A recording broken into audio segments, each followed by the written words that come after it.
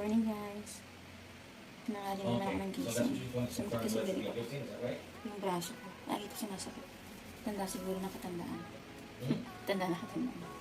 So, hindi ko napagluto si asawa ng 10 a.m. break food niya. I-prepare ko ngayon yung after work food niya. Hindi pa ako nakapag-start magluto guys. Kasi, nakita ko yung mga stocks sila magulo. Yung stocks. So, nais nila. Ang gulo kanina. So, yun. Nais ko siya. Ito ang gulo. Sama-sama ko yung mga paste, yung cheese, yung mga gulay, yung milk. Medyo magulo. And yung soap, yung mga drinks nila. Sama-sama ko na lang yung mga meats, yung mga processed foods. Yung, kasi may mga pizza sila dito.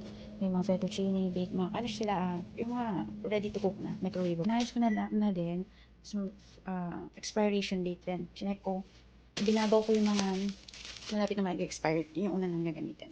So, parang may was. Tapos ito ang dami nakita ko. Sobrang dami. Sobrang dami niya. Ayan. Check ko yung expiration. Meron pa dun sa loob. Tapos may mga pasta pa sila. Sabi natin yung expiration date. Tapos, i-aayos ko lang siya. Ayan guys, nakapag-prepare na ako. Start na natin.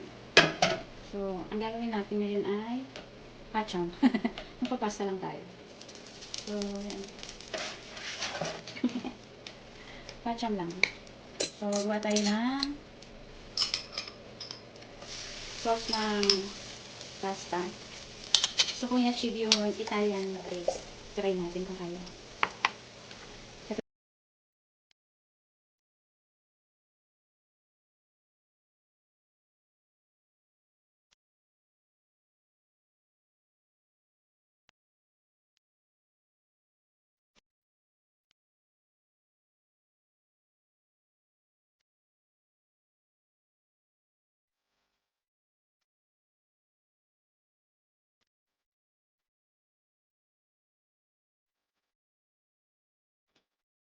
So, nilagyan ko lang siya nito.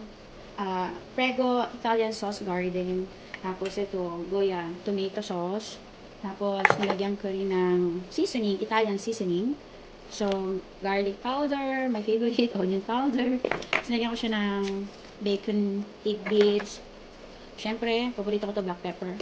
Then, nilagyan ko rin siya ng sliced pimientos, garlic, onion, and cheese. Then, nilagyan ko siya ng more cubes na beef. Sarap naman yan, guys. Gusto ko siya. Mas wait na lang tayo for the pasta. Siguro mga 5 minutes na lang po. Sarap, guys. I like it. Mamaya tayo sa plating. Guys, eto na nga. Tapos na itong ating pasta. Drain ko yan. So, ito yung ating Italian sauce. Na ako lang yan. My own recipe Italian sauce. Ano ba yung mga nilagay ko dyan? Eto. So, yung Priego Garden Chunky Combo. Sinagyan ko lang siya ng Goya salsa, tomato sauce. Tapos, nilagyan ko ng pimiento, sliced pimiento, garlic, tapos onion. Ito yung pepper. Ito yung garlic powder, onion powder. Then, ito yung Italian seasoning and bacon bits. Kasi yun yung mga nakita ko doon. So, yun yung nilagay ko. Tapos, wala makita ng cheese. Nilagay ko mozzarella. Okay na yan. Basta may cheese. Nilasahan ko siya, sarapan naman ako. So, mamaya try natin kung talaga bang masarap. Ayan na yung finished product natin. Nilagyan ko lang siya ng garlic bread. Yan. Yan yung mga ingredients. And this is, ito yung hinalo ko. So, ito yung, separate yung pasta. Let's eat. Igor to taste the food. Okay, let me test that. Okay. I'm trying to achieve the Italian taste. It's good.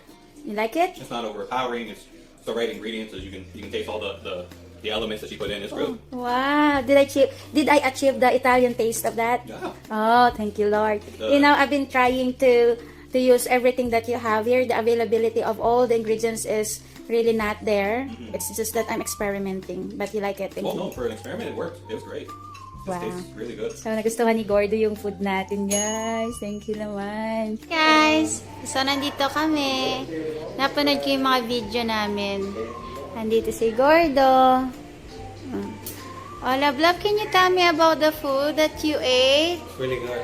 I ate macaronis with beef and garlic bread, homemade garlic bread. Wow, that's very good. So you built this from scratch. It was Yeah. really good. This is actually the second plate, but it belongs to her. But it's good. Is there any more? Yeah, a lot. I want more. It's that good. So she's a great cook.